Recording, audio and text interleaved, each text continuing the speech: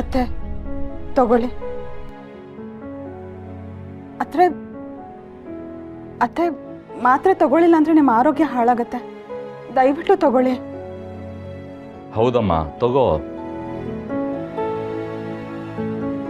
ಅಮ್ಮೋರೆ ಮತ್ತೇನ ಅಮ್ಮವ್ರು ಅಂತ ರಾಗ ಹೇಳಿಕತ್ತಿ ನೀವು ಮಾಡಿರೋ ಎಡವಟ್ಟಿಂದನ ಇಷ್ಟೆಲ್ಲ ಆಗ್ಲಿಕತ್ತಿರೋದು. ಸುಮ್ಮನೆ ನಿಂತ್ಕೊ. ಅದು ಹಂಗಲ್ಲ ರೀ, ಅದು ಲಕ್ಷ್ಮ, ಅದು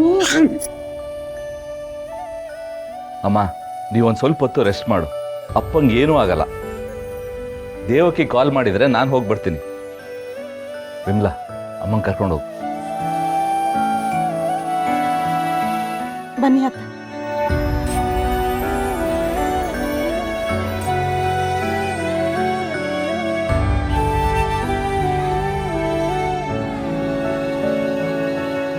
ಲಕ್ಷ್ಮಿಯಲ್ಲಿ ಮಾವ, ಲಕ್ಷ್ಮಿ ಏನಾಯ್ತು ಪಾವನಿ? ಲಕ್ಷ್ಮಿ ರೂಮಲ್ಲಿ ಸಿಕ್ತು. ಲಕ್ಷ್ಮಿ ಮನೆ ಬಿಟ್ಟು ಹೋಗಿದ್ದಾಳೆ. ನಾನು ಅವಾಗಿಂದ ಅದನ್ನೇ ಹೇಳೋಕ್ ಬಂದಿದ್ದು.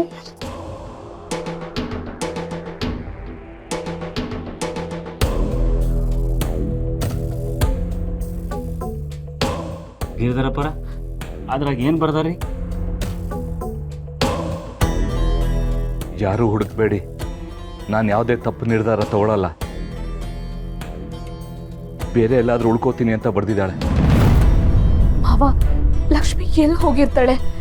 ಕಾಲ್ ಮಾಡಿದ್ರು ಪಿಕ್ ಮಾಡ್ತಿಲ್ಲ. ಅವ್ರ ಅಪ್ಪನಿಗೆ ಕಾಲ್ ಮಾಡಿ ಕೇಳನ್ವಾ? ಬೇಡಮ್ಮ, ಲಕ್ಷ್ಮಿ ಖಂಡಿತ ಅವ್ರ ಮನೆಗೆ ವಿಷಯ ತಿಳಿಸಿರಲ್ಲ.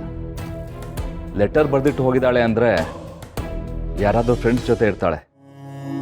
ಕಾಲೇಜ್ಗಂತೂ ಖಂಡಿತ ಹೋಗಲೇಬೇಕು. ನಾನು ಅಲ್ಲೇ ಹೋಗಿ ಕರ್ಕೊಂಡ್ಬರ್ತೀನಿ. ಬೇಡ,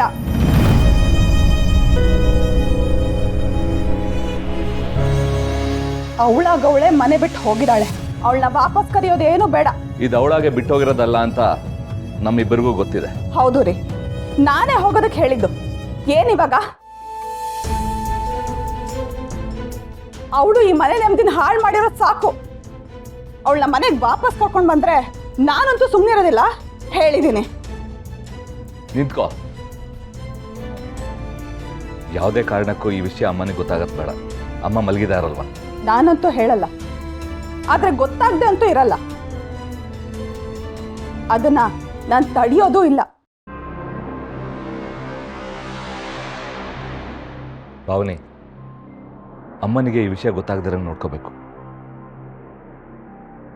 ಅರ್ಥ ಆಯ್ತಾ? ಆತ್ರಿ. ನಾನು ಹೋಗಿ ಲಕ್ಷ್ಮಿನ ಕರ್ಕೊಂಡ್ಬರ್ತೀನಿ. ಸರಿ ಮಾವ.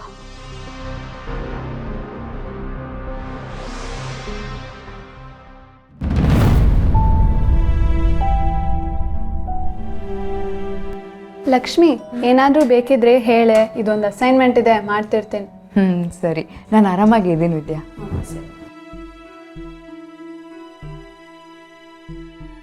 ತಾತ ಹೇಗಿದ್ದಾರೋ ಏನೋ, ಒಂದ್ಸಲ ಅವ್ರನ್ನ ನೋಡಬೇಕು ಅನಿಸ್ತಿದೆ.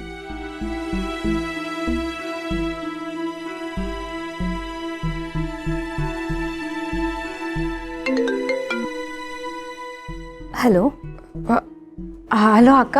ಲಕ್ಷ್ಮಿ, ಎಲ್ಲಿದ್ಯಾ ನೀನು? ನಾವೆಲ್ಲ ಇಲ್ಲಿ ಎಷ್ಟು ಟೆನ್ಷನ್ ಆಗಿದ್ದೀವಿ ಗೊತ್ತಾ? ಅಕ್ಕ, ಅದು ನೀನ್ ಲೆಟರ್ ಬರ್ದಿಟ್ಟು ಹೋಗಿದ್ ನೋಡಿ ಮಾವ ಎಷ್ಟು ಟೆನ್ಷನ್ ಆಗಿದ್ದಾರೆ ಗೊತ್ತಾ? ಲಕ್ಷ್ಮಿ, ಎಲ್ಲಿದ್ಯಾ ನೀನು? ಯಾಕೆ ಹೀಗೆ ಮಾಡ್ತಿದ್ಯಾ? ಅಕ್ಕ, ನಾನು ಸೇಫ್ ಆಗಿರೋ ಜಾಗದಲ್ಲೇ ಇದ್ದೀನಿ ಅಕ್ಕ.